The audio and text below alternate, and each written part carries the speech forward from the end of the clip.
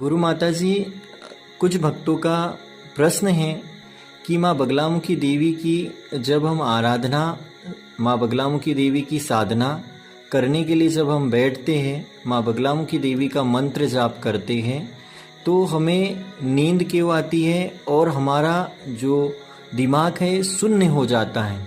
तो माता जी, आप इस संबंध में दिव्य जानकारी प्रदान कीजिए। जय माँ पीताम्बरा, जय श्री महाकाल। सनातन धर्म प्रेमी भक्तजनों, माँ भगवती श्री बगलामुखी देवी एवं बाबा श्री महाकाल जी की अपार कृपा आप सभी के जीवन में बनी रहे और मेरा भी सभी शिष्यों के लिए सहृदय शुभ आशीर्वाद। भक्तजनों, आपका बड़ा ही सुंदर सुमधुर प्रश्न है और यह प्रश्न केवल आपका नहीं है, यह प्रश्न संपूर्ण सनातन धर्म प्रेमी भक्तजनों का है और यह प्रश्न संपूर्ण मानव मात्र के लिए कल्याणकारी प्रश्न है। जो भक्त मनमुखी होकर ईश्वर की आराधना करता है, उनके जीवन में इस प्रकार की बाधाएं जरूर उत्पन्न होती हैं। भक्तजनों, आपका प्रश्न है कि आप जब ईश्वर की आराधना करने बैठते हैं, उनका पूजन भजन करने बैठते हैं, तब आपका मन ईश्वर की ओर केंद्रित नहीं हो पाता है। आपकी आसन लगी होती है, आप वहां अपने शरीर को धारण किए हुए बैठे होते हैं, माला भी हाथ में फिर रही होती है, मंत्र भी मुख में फिर रहे होते हैं, जिह्वा मुख के भीतर मंत्रों का उच्चारण कर रही होती है, आत्मा भी उस ईश्वर के दिव्य स्वरूप का परिचय करने वह घोर चिंतन मनन में लगी हुई होती है, किंतु आपका मन सर्वत्र भ्रमण करते रहता है। वह मन रूपी हाथी सर्वत्र भ्रमण करते रहता है। अब इस चंचल मन में कैसे लगाम लगावे? इस चंचल मन में आप किस प्रकार लगाम लगावें और वह लगाम लगा करके और आप ईश्वर की ओर पूर्णतः समर्पित होवें। यही दिव्य ज्ञान की चर्चा लेकर मैं आपके समक्ष प्रस्तुत हूँ। भक्तजनों, ऐसी परिस्थितियां उस भक्त, उस साधक के जीवन में फलीभूत होती है जो केवल मनमुखी होकर के और ईश्वर की, माता रानी की, कुल देवी देवताओं की, इष्ट देवी देवताओं की आराधना करते हैं।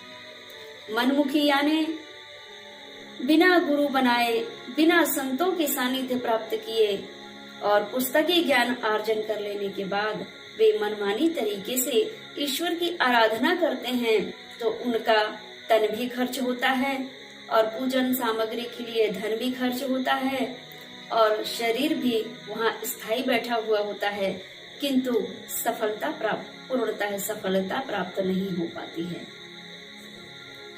ऐसे भक्तों के लिए कहना चाहूंगी, भक्तजनों, आपको ईश्वर प्राप्ति के मार्ग में चलने हेतु आपको श्री सद्गुरुदेव जी के सानिध्य प्राप्त करना होगा।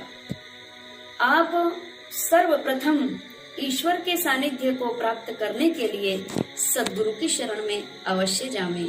भक्तजनों, सर्वप्रथम आपको केवल और केवल सद्गुरु को ही जानना है। जो भक्त, जो मनुष्य सद्गुरु को पूर्ण रूप जान लेता है, पूर्ण रूप पहचान लेता है, उसके बाद वही सद्गुरु के बताए हुए मार्ग पर चलकर संपूर्ण विधि को जान समझकर फिर वह भक्त इष्ट की साधना करता है, ईश्वर की साधना करता है, ईश्वर मिलन की कामना से वह तन मन धन से समर्पित होकर ईश्वर के भाव में विभोर हो जाता है, तब उसे ईश्वर प्राप्ति के मार्ग को कोई नहीं रोक सकता। भक्तजनों, ऐसी परिस्थिति में श्री सद्गुरु कृपा से इस मन रूपी हाथी में बुद्धि रूपी लगाम लगा करके और माँ भगवती के दिव्य स्वरूप में हम इस मन को केंद्रित कर सकते हैं। आपका प्रश्न था, पूजन अर्चन करते समय निद्रा क्यों आती है? भक्तजनों में बताना चाहूंगी, निद्रा एक देवी है। निद्रा देवी को शास्त्रों में माया देवी भी कहा गया है। और वह माया के पति कौन है? इस चराचर जगत में विश्व व्यापक भगवान शिव ही मायापति हैं। वे ही माया रचते हैं और वे ही माया रचने के बाद में अपने भक्त की अनन्य प्रकार से परीक्षाएं लेते हैं। माया रूप धारण करके, निद्रा रूप धारण करके अपने भक्त की परीक्षा भी लेते हैं। आपको यह भी ज्ञात होगा कि जब आप 1 वर्ष पढ़ाई करते हैं तब आप 1 वर्ष के बाद में परीक्षा देते हैं। तो क्या आप पूरे सब्जेक्ट में पूरे 100 में से 100 नंबर ले लेते हैं क्या? नहीं ले पाते। टीचर आपसे कह देता है कि मैंने तुम्हें पूर्ण रूप से पढ़ाया था, लेकिन आपके मन ने हमारे बताए हुए ज्ञान का कितना श्रवण पान किया, कितना हृदय बीज उतारा, कितना मनन और चिंतन किया आपने विद्यालय से घर जाने के बाद, ये आपके ऊपर निर्भर करता है।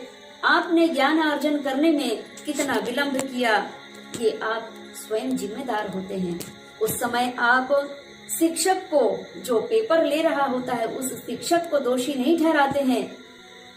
यह तो आपके माता पिता भी यही कहते हैं कि तुमने पढ़ाई में कमी कर दिया, तुमने अध्ययन में कमी कर दिया, जिस कारण से आपको इतने नंबर कम मिले हैं। इसी प्रकार भक्तजनों, भगवान शिव भी अपने भक्तों की अनन्य प्रकार से परीक्षा लेते हैं और आप उस परीक्षा में तभी पास होंगे जब आपको सच्चे सतगुरु का सानिध्य प्राप्त होगा। और उस सतगुरु के श्री चरणों में आप पूर्ण रूप से समर्पित होकर के ईश्वर की आराधना करेंगे, तब आप भक्ति मार्ग में पास हो पाएंगे। और यह माया रूपी निद्रा देवी आपको कभी नहीं सताएगी और वह कोसों दूर आपसे चली जाती है। लेकिन साधना के पहले पहले चरण में आपको निद्रा अवश्य आती है।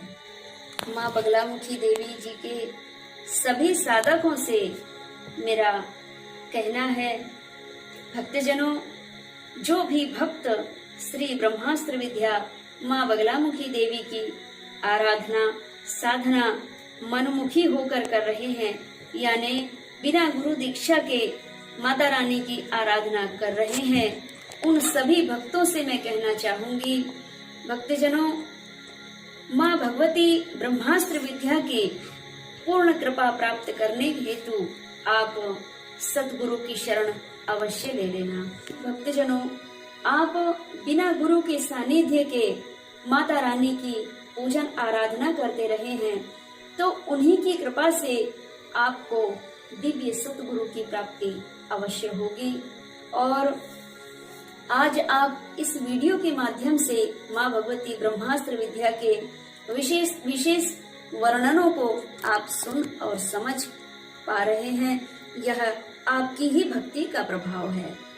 और अगर आप चाहते हैं कि माँ भगवती की संपूर्ण कृपा आपके जीवन में और आपके परिवार के जीवन में व्याप्त हो, तो पूर्ण कृपा पाने हेतु आप गुरु दीक्षा लेकर के माता रानी का विधि पूर्वक विशेष पूजन अर्चन कर अपने जीवन को कृतार्थ अवश्य करें, अपने परिवार के जीवन का कल्याण करें।